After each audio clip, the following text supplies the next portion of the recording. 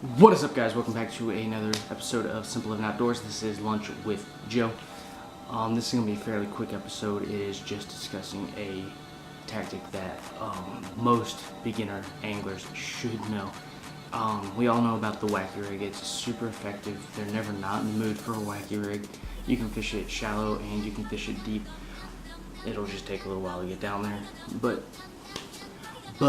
there is a modification. Well, there's a couple modifications you can do to maximize the effectiveness of it. So when you cast out the Wacky Rig, it kind of just like flutters down slowly. One thing you can do to give it more action is to put on a weighted hook, like a lead head.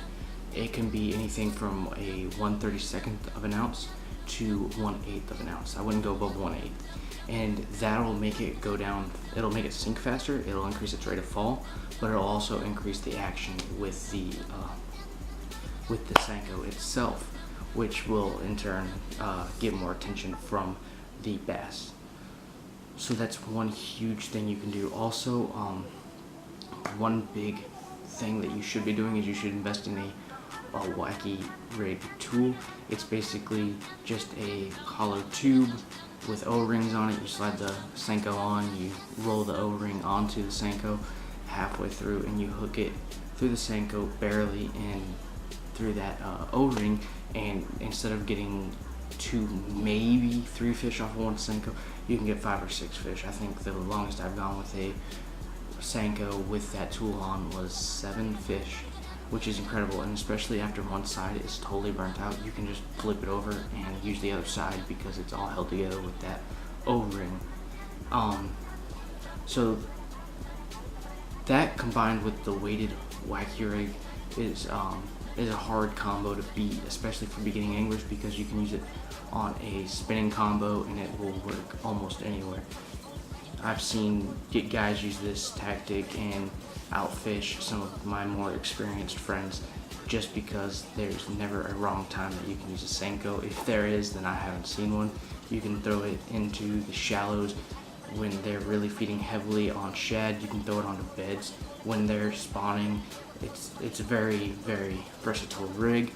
And the last thing that I would do to a Wacky Rig to increase its effectiveness is get some lure dye / scent. I know we've made a video on lure scent. I haven't worked out specifically how to dye. I haven't worked out specifically on how to dye lures, but so you go to Walmart, you pick up a little thing of Spike It. You can use JJ's Magic, but it's a little bit more expensive and you have to order it online. And you just maybe a 1/2 inch to 1 inch of each end of the Senko.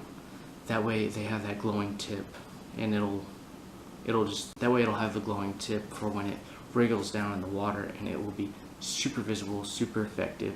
And when it's weighted, it will go sink down a lot faster to help you get to those fish.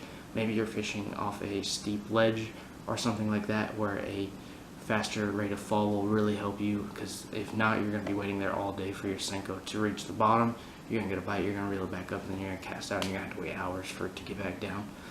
Instead, you can just throw a little lead head on there and it'll be down there way, way faster. It's definitely a great idea.